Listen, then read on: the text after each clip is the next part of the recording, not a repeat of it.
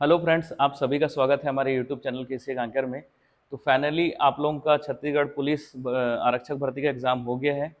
तो चलिए देखते हैं कैसा आया था क्वेश्चंस और आंसर मिलाते हैं। आप भी आंसर साथ साथ मिलाते जाइएगा और किसका कितना नंबर आ रहा है ये कमेंट बॉक्स में बताइएगा, ठीक है। चलिए शुरू करते हैं। चलिए पहला क्वेश्चन है, क्वेश्चन नंबर फर्स्ट। सिस्टेमा नेचुरे पुस्तक किसके द्वारा लिखी गई है? ऑप्शन ए है Carolus Linnaeus, Ernst Haeckel, Robert brown, Robert Whittaker.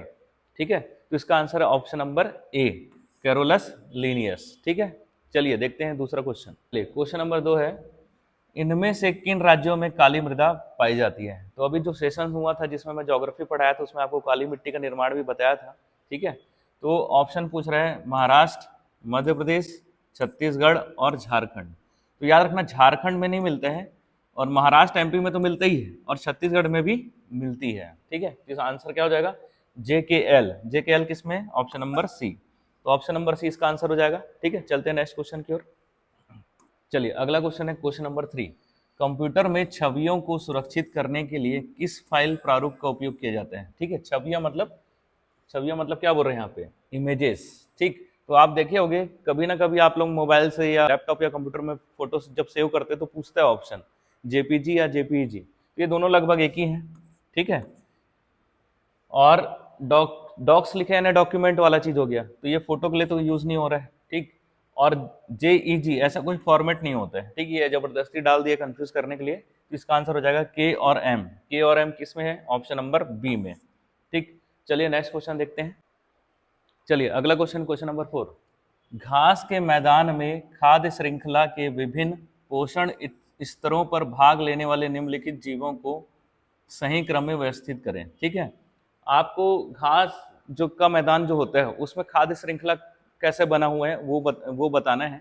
ठीक है, पहले में दे दिया मेंढक, बाज, टिड्डा, सांप और घास। ठीक, तो खाद्य श्रृंखला में सबसे पहले घास आएगा।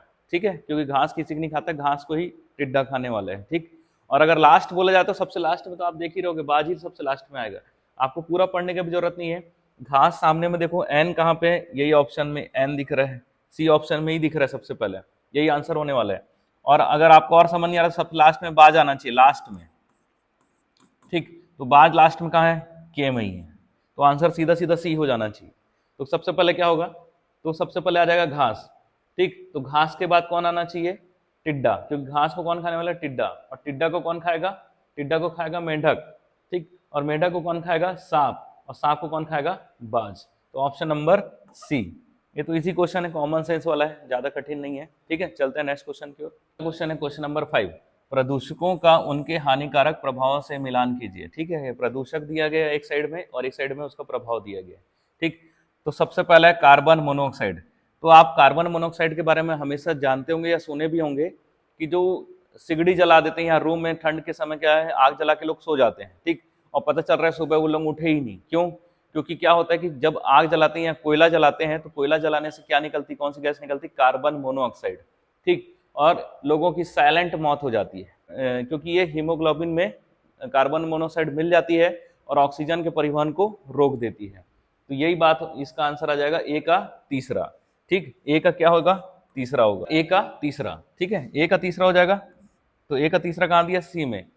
वैसे तो आंसर डायरेक्ट आ गया है लेकिन फिर भी आपको बता देता हूँ। ए का तीसरा हो जाएगा नाइट्रेट। नाइट्रेट का क्या होगा? बी का हो जाएगा चौथा। ठीक, नाइट्रेस।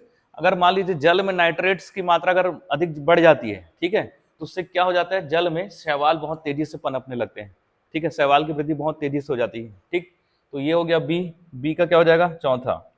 और सल्फर डाइऑक्साइड, ये अम्लीय वर्षा के लिए क्या है ना, ये अम्लीय वर्षा का कारक है। अम्लीय वर्षा इसी की वजह से होते हैं, नाइट्रस ऑक्साइड और सल्फर डाइऑक्साइड के साथ।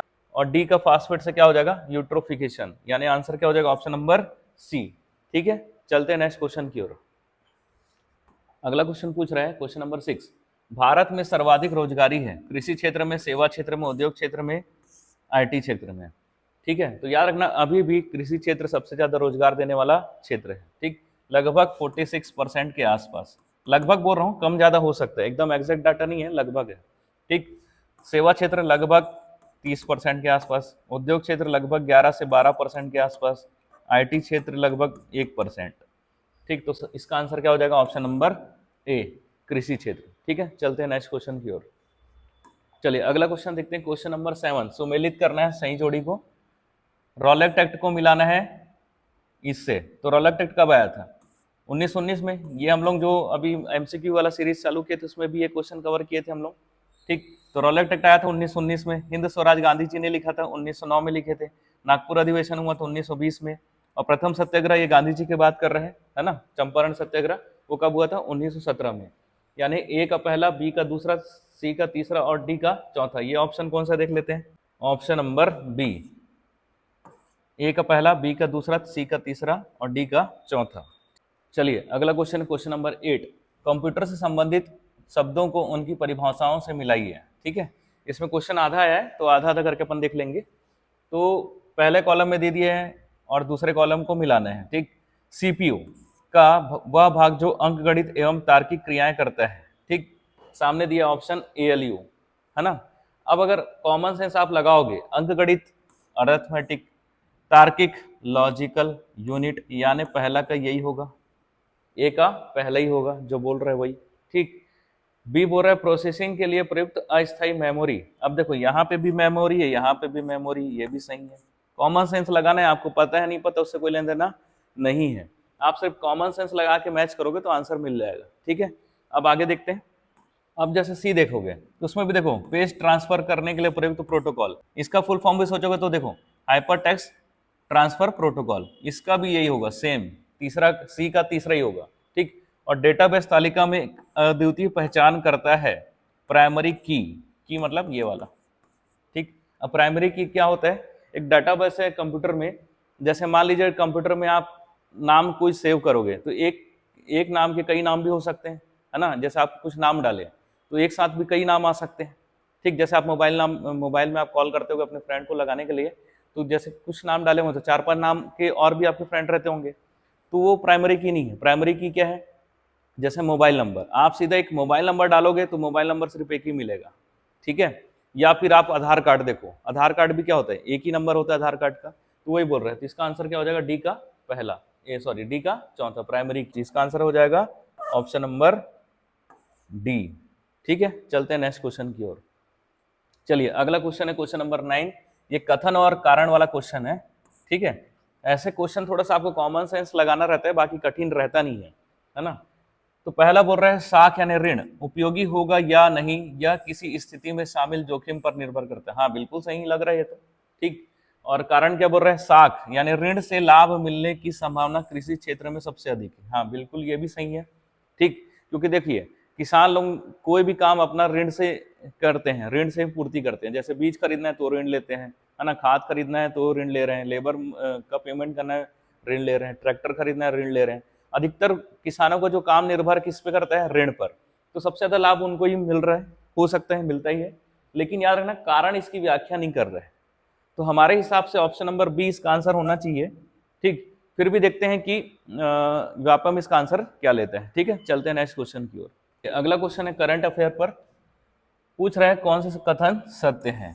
सत्य पूछ रहे हैं। 18 वर्ष की उम्र में डी गुकेश सबसे कम उम्र के शतरंज विश्व चैंपियन बन गए हैं। बिल्कुल सही, ये करंट में न्यूज में बहुत चल रहा था, सबसे कम उम्र में बनने वाले विश्व चैंपियन यही थे। ठीक, गुकेश ने मौजूदा खिताब विजेता चीन के डीन लेंग को हराया था। ठीक है, अब देखो यहाँ पे आपका कॉमन सेंस काम आता है। अब किसको हराया, कहाँ हराया, कैसे हराया, थोड़ा सा भी अगर आपको ध्यान में है।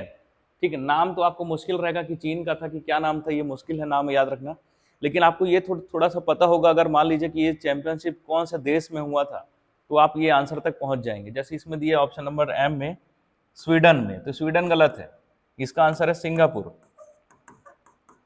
तो अगर ये गलत करते हो कौन सा एम, तो एम जहां जहां है वो गलत कर दो, और सभी सही तो होगा भी नहीं। ठीक, तो क्या बचा फिर? ऑप्शन नंबर ए। अगर आप केवल एम ही पता होगा तो भी आंसर आ जा रहा है। ठीक है, ये चारों स्टेटमेंट में अगर एक स्टेटमेंट भी आपको पता है, और इतना आपको थोड़ा सा पता होना ही चाहिए, ऐसा नहीं है कि एकदम। तो देखिए जो इजी क्वेश्चन है वो अधिकतर गलत होता है, इजी स्टेटमेंट अधिकतर गलत होता है, याद रखना। ये मैं कई बार एडीओ के एग्जाम के पहले भी मैं ट्रिक सिखा रहा था, है ना, क्वेश्चन पेपर एनालिसिस कॉमन से करना सिखाया था। तो अगर आप उसको देखे होगे तो यहाँ पे जो इजी स्टेटमेंट होते हैं वो अधिकतर गलत दे दिए जाते हैं। ठीक है, तो ये एम गलत है, तो आंसर आ जाएगा ऑप्शन नंबर ए। ठीक है, चलते हैं नेक्स्ट क्वेश्चन की ओर। चलिए अगला क्वेश्चन देखते हैं, क्वेश्चन नंबर 11। ये फिर से सुमेलित करना है और कंप्यूटर का क्वेश्चन है। तो आपको 3-4 क्वेश्चन से ज्यादा लगभग कंप्यूटर से दिख रहे हैं, लेकिन आप डरना मत, या फिर डर गए होगे एग्जाम में तो डरने वाला क्वेश्चन था ही नहीं, कॉमन सेंस वाला क्वेश्चन है। ठीक है, केवल अगर आप थोड़ा बहुत फुल फॉर्म भी या वर्ड को कनेक्ट भी कर पा रहे हो तो इसका आंसर निकल रहा है। ठीक है, जैसे देखो इसमें क्या हो रहा है, तो जैसे मान लो ये ऑप्शन में बोल रहा है प्रोग्राम, तो प्रोग्राम किस में दिख रहा है, चलो नहीं समझ में आ रहा है। सीपीयू, सीपीयू देखो आप सुने तो होगे, सेंट्रल प्रोसेसिंग यूनिट, है ना, कंप्यूटर का दिमाग बोला जाता है। तो बी किससे कनेक्ट हो गया, तीसरे से। अब आप देखो बी कहाँ पे है, बी का तीसरा कौन से है, बी का तीसरा और कहाँ है, केवल ऑप्शन नंबर ए में। अगर आपको केवल सीपीयू भी कनेक्ट कर लिए, सेंट्रल प्रोसेसिंग यूनिट, तो आपका आंसर आ गया ए। क्या था, कुछ नहीं था। ठीक है, जैसे रोम को कनेक्ट कर लो, रोम का ये आ जाएगा, रीड ओनली मेमोरी बोलते हैं रोम को। सी का चौथा, सी का चौथा में कहाँ है, 2 लोग हैं, लेकिन आप बी को कनेक्ट करोगे तो बी का आंसर सीधा ही आ गया था। ठीक है, समझ रहे हो कि नहीं? तो इसका आंसर क्या हो जाएगा, option number A, answer A ही होगा इसका। ठीक है, चलते हैं नेक्स्ट क्वेश्चन की ओर। चलिए अगला क्वेश्चन है क्वेश्चन नंबर 12। ठीक, सांस्कृतिक महत्व के निम्नलिखित केंद्रों को उनके गौरव के चरम कालानुक्रम में व्यवस्थित करें। ठीक, तो जनरली क्लास में हमारी जो क्लास होती है उसमें तो ये सारे चर्चा मैं क्लास में करता हूँ। बाकी जो अभी एमसीक्यू में किए थे उसमें हम लोग नालंदा और विक्रमशिला वाला भी किए थे, है ना। अभी एमसीक्यू में सीरीज में आपको बताया भी था। फिलहाल देखते हैं कि कालानुक्रम में सबसे पुराना है हमारा भीमबेटका, सबसे पुराना है ये, लाखों साल पुराना। ठीक, क्योंकि यहाँ पर आदि मानव के जो शैल चित्र पाए गए हैं पत्थर के अंदर, इन लोग लाखों साल पुराने हैं ये। ठीक, तो लाखों साल पुराने, तो सबसे पुराना क्या आ जाएगा, एम। तो एम कहाँ कहाँ है सबसे पुराने में, बी और सी में। तो आप सबसे पहले एलिमिनेशन मेथड अपना लेना, ए और डी को पहले अलग कर दो, ये तो आंसर होगा नहीं। ठीक, अब इसके बाद भीमबेटका के बाद सबसे पुराना क्या है, तो देखो नालंदा और तक्षशिला, खजुराहो और धौलावीरा। तो देखो इसके बाद सबसे पुराना धौलावीरा है। धौलावीरा सिंधु घाटी सभ्यता से संबंधित है। किससे संबंधित है, सिंधु घाटी से। और सिंधु घाटी ईसा पूर्व पहले लगभग कौन से ईसा पूर्व की, 2500 ईसा पूर्व की सभ्यता है। ठीक, तो एम के बाद क्या आ जाएगा, ओ। एम के बाद वो वाला ऑप्शन क्या है, सी, आंसर ही आ गया, ज्यादा कुछ नहीं करना था। अब बाकी मिला भी लेते हैं, एल। इसके बाद तक्षशिला है। तक्षशिला कौन सा है, यहीं से अपने जो चाणक्य है वो यहीं से पढ़ाई किए थे, तक्षशिला विश्वविद्यालय से, है ना। तो मौर्य साम्राज्य की स्थापना करेंगे जो चंद्रगुप्त मौर्य से। ठीक, इसके बाद के, नालंदा, है ना, यास आप बख्तियार खिलजी का हम लोग जिक्र किए थे, है ना। क्या किया था, ये दास था जो नालंदा और विक्रमशिला को उड़ा दिया था, है ना। ये आक्रमण, अरब आक्रमण, ये मध्यकालीन वाला क्षेत्र हो गया। और एन है खजुराहो।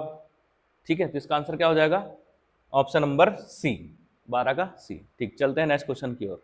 चलिए अगला क्वेश्चन है क्वेश्चन नंबर 13। क्या बोल रहा है, निम्नलिखित में से किसमें खुला परिसंचरण तंत्र पाया जाता है। ठीक, अभी ये बायो का क्वेश्चन है और बायो का मेरे दूर दूर से कोई नाता नहीं है। ठीक, बायो से वैसे ही अपन दूर भागते रहे हैं, और ये क्वेश्चन का आंसर भी मैं साइंस के टीचर से ही पूछ के आपको बता रहा हूँ, तो इसका एक्सप्लेनेशन मैं दे नहीं पाऊंगा। ठीक है, इसका आंसर उन्होंने बताया है जे और के होगा, बाकी ये दो नहीं है। ठीक है, तो इसका आंसर हो जाएगा ऑप्शन नंबर ए। ठीक है, चलते हैं नेक्स्ट क्वेश्चन की ओर। अगला क्वेश्चन है क्वेश्चन नंबर 14। भारत में सर्वाधिक तांबा उत्पादक जिला है। ठीक, खेतड़ी, राजस्थान, बालाघाट, मध्य प्रदेश, सिंहभूम, झारखंड, इनमें से कोई नहीं। तो आपको मैं जनरली ट्रिक बताया था। ठीक, याद रखना, अगर मैं कई बार क्वेश्चन मेरा आप लोग देखे होंगे तो ट्रिक में बताया था, जनरली ये ऑप्शन नहीं होता है आंसर। और आपको क्या बोला था, मान लो क्वेश्चन ईजी लग रहा है और ऑप्शन नंबर ए में आंसर है, तो आपको वहीं सतर्क हो जाना है, ये भी नहीं है। अधिकतर लोगों को लगता है कि क्षेत्रीय राजस्थान में यहीं से सबसे ज्यादा तांबा निकल रहा है, लेकिन ऐसा नहीं है। इसका आंसर है बालाघाट, मध्य प्रदेश। ठीक है, चलते हैं नेक्स्ट क्वेश्चन की ओर। चलिए अगला क्वेश्चन है क्वेश्चन नंबर 15। फिर से ये साइंस वाला क्वेश्चन है बायो का, है ना। इसका आंसर मैं आपको डायरेक्ट बता दूंगा। फिलहाल कुछ कुछ तो हम लोग पढ़े भी थे स्कूल में, जैसे पितरथ, पितरस, एक यकृत है, ये थोड़ा बहुत याद है ना। और पेप्सिन शायद जठर ग्रंथि होना चाहिए। तो इसका आंसर मैं आपको डायरेक्ट बता देता हूँ, इसका आंसर होगा ऑप्शन नंबर सी का चौथा, यानी बी होगा इसका आंसर। ए का दूसरा होगा, बी का तीसरा होगा, सी का चौथा होगा और डी का पहला होगा। ठीक है, चलते हैं नेक्स्ट क्वेश्चन की ओर। चलिए अगला क्वेश्चन है क्वेश्चन नंबर 16। फिर से ये कथन कारण वाला है। ठीक, तो कथन कारण वाला क्वेश्चन देखते हैं। अगला क्वेश्चन फिर से कंप्यूटर का है, ये वाला क्वेश्चन फिर से कंप्यूटर पे है। कथन बोल रहा है एमएस वर्ड आपको किसी दस्तावेज में तालिका, चित्र और हाइपरलिंक सम्मिलित करने की अनुमति देता है। ठीक है, ज्यादा कथन में ज्यादा कुछ ऐसा लग नहीं रहा है नेगेटिव सेंस। कारण, एमएस वर्ड एक वर्ड प्रोसेसिंग एप्लीकेशन है जिसका उपयोग सिर्फ दस्तावेज टाइपिंग करने हेतु किया जाता है। ठीक है, याद रखना, कंप्यूटर के क्वेश्चन देख के हो सकता है आप लोग डर लग रहा होगा, है ना, जिन लोग कंप्यूटर नहीं पढ़े होंगे, लेकिन इस क्वेश्चन में कुछ है ही नहीं, केवल कॉमन सेंस आपको लगाना है। ठीक, देखो यहाँ पे एक शब्द लिखा है सिर्फ, ये क्या है, एक्सट्रीम वर्ड है, और एक्सट्रीम वर्ड हमेशा गलत होता है। तो क्या बोल रहा है, अगर एमएस वर्ड अगर आप केवल डॉक्यूमेंट टाइप करने के लिए यूज कर रहे हो, अगर आप 1% भी कुछ और चीज के लिए यूज कर लिए, ये गलत हो गया कि नहीं गलत हो गया, ये स्टेटमेंट गलत हुआ कि नहीं हुआ।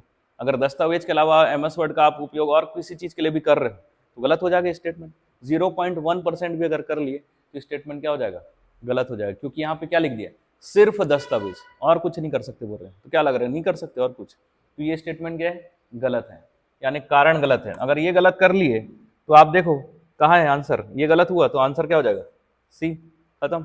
पहले से कोई लेना देना नहीं है, पता है तो ठीक, नहीं पता है तो कोई दिक्कत नहीं है। इसलिए हमेशा मैं क्लास में भी यही बोलता हूँ कि पढ़ाई करने का अलग टेक्निक है और क्वेश्चन पेपर सॉल्व करना दूसरा टेक्निक है, दोनों अलग अलग चीज है। केवल पढ़ के ही आप नहीं निकाल सकते और केवल क्वेश्चन पेपर ही सॉल्व करके नहीं निकाल सकते, दोनों को कंबाइन जब तक आप नहीं करोगे, कॉमन सेंस और नॉलेज को, तब तक एग्जाम निकलना मुश्किल है। ठीक है, तो ये ज्यादा पढ़ने का, क्योंकि आप कितना पढ़ोगे, कितना चीज पढ़ सकते हो, है ना, पढ़ने का कोई लिमिट नहीं है। ठीक है, ज्ञान का कोई लिमिट नहीं है। तो आपको क्या करना पड़ेगा, आंसर निकालने का टेक्निक सीखना पड़ेगा। अगर आप आंसर निकालने का टेक्निक सीख गए तो आप बहुत सारे क्वेश्चन ऐसे ही सॉल्व कर लोगे। ठीक है, चलते हैं नेक्स्ट क्वेश्चन की ओर। चलिए अगला क्वेश्चन है क्वेश्चन नंबर 17। छत्तीसगढ़ के प्रख्यात हिंदी कवि एवं लेखक विनोद कुमार शुक्ल को प्रतिष्ठित 59वें ज्ञानपीठ पुरस्कार 2024 के लिए चुना गया है। वे इस प्रतिष्ठित पुरस्कार को पाने वाले छत्तीसगढ़ के पहले और 12वें प्रख्यात हिंदी लेखक हैं। ठीक, इस पुरस्कार को प्राप्त करने वाले पहले हिंदी भाषक लेखक कौन थे। ठीक, ये जबरदस्ती आपका टाइम वेस्ट करने के लिए इतना बड़ा क्वेश्चन डाला है। कोई अगर जो क्वेश्चन पढ़ने का जिसका प्रैक्टिस होगा वो फटाफट पढ़ेगा, लास्ट में पूछ क्या रहा है, बस यही पूछ रहा है कि हिंदी भाषा के लिए ज्ञानपीठ पुरस्कार सबसे पहले किसको मिला है। तो वो आंसर है इसका ऑप्शन नंबर डी, सुमित्रा नंदन पंत को। ठीक है, चलते हैं नेक्स्ट क्वेश्चन की ओर। चलिए अगला क्वेश्चन है क्वेश्चन नंबर 18। स्टेटमेंट, पेट में अपचन के दौरान उत्पन्न अतिरिक्त एसिड के प्रभाव को कम करने के लिए एंटासिड का उपयोग किया जाता है। इसके लिए मिल्क ऑफ मैग्नीशिया का उपयोग किया जाता है। मिल्क ऑफ मैग्नीशिया का पीएच लगभग 10 होता है। ठीक, अब ये तो पहले ही आपको बता दे रहा है इसका पीएच कितना होता है, 10 होता है। ठीक, यानी क्षार है ये, क्या है ये, क्षार है ना। और यहाँ पे क्या दे दिया कारण में, प्रबल क्षार है। ये देखो एक्सट्रीम वर्ड फिर दे दिया। अगर आप एक्सट्रीम वर्ड पकड़ना सीख गए तो क्वेश्चन में कुछ है ही नहीं। कारण क्या बोल रहे हैं, मिल्क ऑफ, पहला पढ़ने की जरूरत नहीं है, आप पढ़ भी रहोगे। अगर मान लो मिल्क ऑफ मैग्नीशिया का उपयोग एंटासिड के रूप में किया जाता है, आपको पता है किया जाता है कि नहीं किया जाता, कोई लेना देना नहीं है, अभी रुक जाओ, आप डरना नहीं है कि क्या पूछ दिया। ठीक, कारण में जाओ, मिल्क ऑफ मैग्नीशिया एक प्रबल क्षार है। देखो कभी भी याद रखना, जो कठिन स्टेटमेंट होते हैं वो जनरली सही होते हैं। ये कठिन स्टेटमेंट है और ये सरल स्टेटमेंट है, तो सरल स्टेटमेंट को एग्जामिनर घुमाना आसान होता है। ठीक है, तो सरल स्टेटमेंट को एग्जामिनर जनरली घुमा देता है, बदल देता है। ठीक है, केवल यहाँ क्षार लिखता तो हो सकता है ये सही हो जाता, लेकिन यहाँ क्या लिख दिया, प्रबल क्षार, तो प्रबल क्षार नहीं है, ये केवल क्षार है। तो अगर आप इसको गलत करोगे तो आंसर आ जाएगा। ठीक है, आंसर क्या आ जाएगा कि ए सत्य है लेकिन आर असत्य है। ठीक, ऑप्शन नंबर सी। ठीक, चलते हैं नेक्स्ट क्वेश्चन की ओर। चलिए अगला क्वेश्चन, क्वेश्चन नंबर 19। भारत में विकसित पहला सुपर कंप्यूटर कौन सा था। ठीक है, अगर मेरा एमसीक्यू का सीरीज आप लोगों ने देखा होगा तो इसमें मैं ट्रिक बताया था, चिंकी मिंकी ट्रिक, आपको दिख भी रहा होगा चिंकी मिंकी ट्रिक। आंसर होगा या तो बी या तो सी। अब आप देखो, अगर आप सुपर कंप्यूटर कभी सुने भी नहीं हो, ठीक है, कभी जानते भी नहीं हो, जीरो नॉलेज है, तो आंसर कैसे निकालना है। आपको बताया था दो कॉमन ऑप्शन में अगर दिख रहा है तो आंसर यही होता है। ठीक, या ए और बी, डी तो नहीं होगा यहाँ, हालांकि परम इधर दिख रहा है लेकिन सेम वाला जो ऑप्शन है वो बी और सी है। ठीक, तो इसको आप हटा दो, बच रहा है बी और सी।